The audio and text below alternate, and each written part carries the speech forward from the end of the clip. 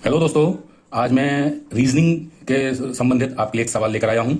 ये सवाल जो भी एग्जाम में आते हैं कॉम्पिटिशन्स में, जैसे NMMS वगैरह है, या TET टेट का एग्जाम हो गया, तो इसमें इस तरह की जब रीजनिंग आती है तो इसमें सवालों का पैटर्न जो होता है उसमें कुछ होता है कि आपको दो स्टेटमेंट दिए होते हैं, यानी दो स्टेटमेंट दिए होते हैं और उनके बिहाफ पर, उनको समझते हुए आपको दो कंक्लूजन दिए होते हैं क्वेश्चन में, और आपको बस ये पता करना होता है कि क्या ये दो स्टेटमेंट से जो दिए हैं इनसे हम ये कंक्लूजन निकाल सकते हैं या नहीं निकाल सकते।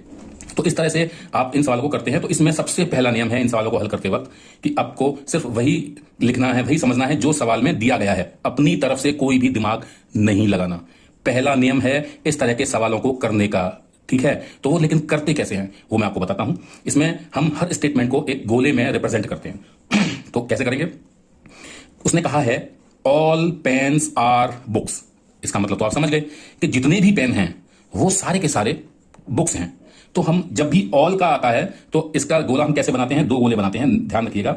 दो गोले बनाएंगे, एक छोटा और एक उसके बाहर करते हुए बड़ा गोला, ठीक है। तो अब इसमें हम ये कह सकते हैं जितना पूरा का पूरा छोटा गोला जो है वो पूरा का पूरा अंदर है बड़े गोले के। इसका मतलब क्या हुआ? हम जो छोटा गोला है उसको पेन मानेंगे, क्योंकि हमारे सवाल में दिखा है कि सारे के सारे पेन जो है वो बुक्स हैं। तो यानी अगर छोटा वाला गोला आपका पेन है तो आपका बड़ा वाला गोला जो हो गया वो बुक्स हो गया। तो हम इससे ये कह सकते हैं कि जितने भी पेन हैं, ऑल पेन्स आर बुक्स, ठीक है। हमने सिर्फ उतना ही किया जितना हमको पहले स्टेटमेंट में दिया हुआ है, ऑल पेन्स आर बुक्स। हमने कुछ भी अलग नहीं करना। ध्यान रखें एक बार फिर से कि जो स्टेटमेंट में दिया हुआ है केवल उसी को आपको रिप्रेजेंट करना है, अपनी तरफ से कुछ नहीं करना। फिर दूसरा उसने कहा कि जितनी भी बुक्स है, ऑल बुक्स आर पेंसिल्स। अब हमने पहले आपको बताया कि ऑल का स्टेटमेंट जब भी आएगा तो गोले के अंदर गोला आएगा। अब यहां जो बुक्स वाला गोला है बड़ा वाला, ये हम ऑलरेडी ले चुके हैं, ठीक है, बना चुके हैं। तो इसका मतलब क्या हुआ कि ये जितने भी बुक्स हैं ये सारी की सारी पेंसिल हैं। तो यानी पेंसिल की कैटेगरी और भी बड़ी होगी, तो हम बड़ा गोला एक और इस बुक्स के गोले के बाहर बनाएंगे और ये हो जाएगी आपकी पेंसिल, ठीक है। तो इन दोनों स्टेटमेंट से मिला के हमने ये पिक्चर बना ली फाइनल।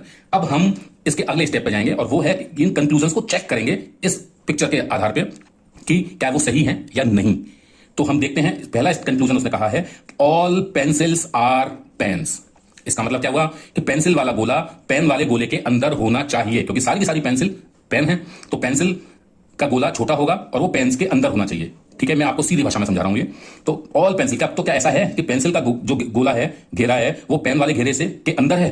तो पेंसिल का गोला जो है बड़ा वाला वो पेन वाले के अंदर नहीं है। ध्यान रखना, नहीं है मतलब पहला स्टेटमेंट गलत, सही नहीं है। दूसरे पे आते हैं कि some pencils are pens. Some pencils का मतलब हुआ कि सारी की सारी पेंसिल पेन नहीं है। अब ये सम वाला जब भी आता है तो हमको देखना है कि पेंसिल, ये पेंसिल का बड़ा गोला है। मैं इसको यहां पर थोड़ा सेपरेट करके बनाता हूं, बुक्स वाले को हटा देता हूं, ठीक है, क्योंकि बुक्स वाला नहीं है। तो ये पेंसिल का गोला है हमारा इस आंसर में, और ये हमारा अंदर पेन वाला गोला है, ठीक है। तो हम ये देखते हैं कि सारे के सारे पेन तो पेंसिल हैं, यानी ये आपकी पेंसिल है, सॉरी पेंसिल, और ये वाला जो गोला है ये आपका पेन है। तो हम देख रहे हैं कि पेन, सारे के सारे पेंसिल हैं, लेकिन सारी पेंसिल जो है वो पेन नहीं है, क्योंकि इस पेन के बाहर की जो दायरा है ये केवल पेंसिल है, ये पेन तो है नहीं। तो हम ये कह सकते हैं कि हाँ ये बात ठीक है कि कुछ पेंसिल ही पेन है, सारी नहीं। तो ये स्टेटमेंट हमारा सही है, समझे आप। तो इस तरह से आप इस सवाल को हल करेंगे, इस तरह।